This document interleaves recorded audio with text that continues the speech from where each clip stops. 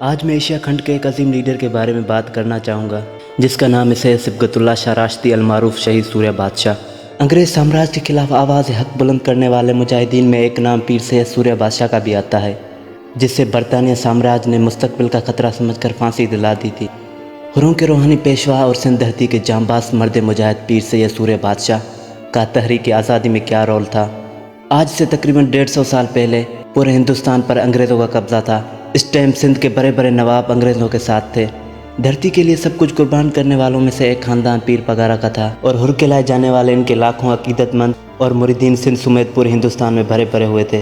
صبغت اللہ شاہ راشدی المعروف سوریہ بادشاہ 1922 میں 12 سال کی عمر میں پیر پگارا بنے۔ انہوں نے دیکھا کہ ہر جماعت اور سندھی عوام کے ساتھ انگریزوں کے رویے کچھ غلط تھے۔ انہوں نے انگریزوں کے خلاف ہندوستان کی تحریک آزادی کے لیے عوامی حمایت کا آغاز کیا۔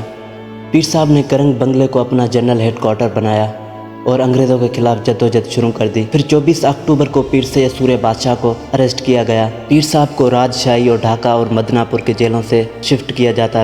6 سال جیل میں رہنے کے بعد 1936 میں 27 سال پیر پگارا کو ناگپور جیل سے رہائی مل گئی۔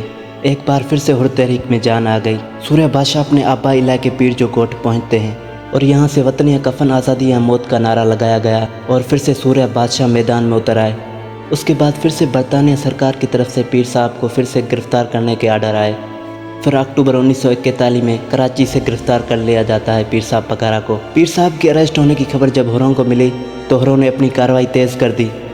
جب حالات کنٹرول نہ ہو سکے تو سندھ میں مارشل لا لگایا گیا اور انگریزوں سپاہیوں کو یہ بول دیا جاتا ہے کہ جہاں بھی ہر نظر آئیں ان کو وہاں گولی مار دو۔ ہر تحریک کو کمزور کرنے کے لیے ٹینکس اور توپوں کا بھی استعمال کیا گیا۔ انگریزوں نے ہروں کی بستیاں تک جلا ڈالی تھی۔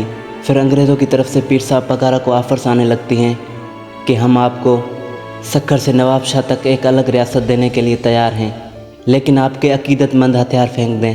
جب تم مجھ سے سودے بازی کی بات کرتے ہو تو محسوس ہوتا ہے کہ مجھ میں حسینیت خارج ہو رہی ہے۔ پیر صاحب نے انگریز کی ساری آفرز کو ریجیکٹ کر دیا۔ آخر میں سوریہ بادشاہ کے خلاف ملٹری کورٹ میں مقدمہ چلایا گیا اور پھانسی کی سزا سنائی گئی۔ مارچ 1943 میں فجر کے ٹائم سینٹرل جیل حیدرآباد میں پھانسی دی گئی۔ پھانسی کے وقت پیر صاحب سوریہ بادشاہ کی عمر 35 سال بتائی جاتی ہے اور انگریزوں نے سوریہ بادشاہ کو نامعلوم جگہ پر دفن کر دیا۔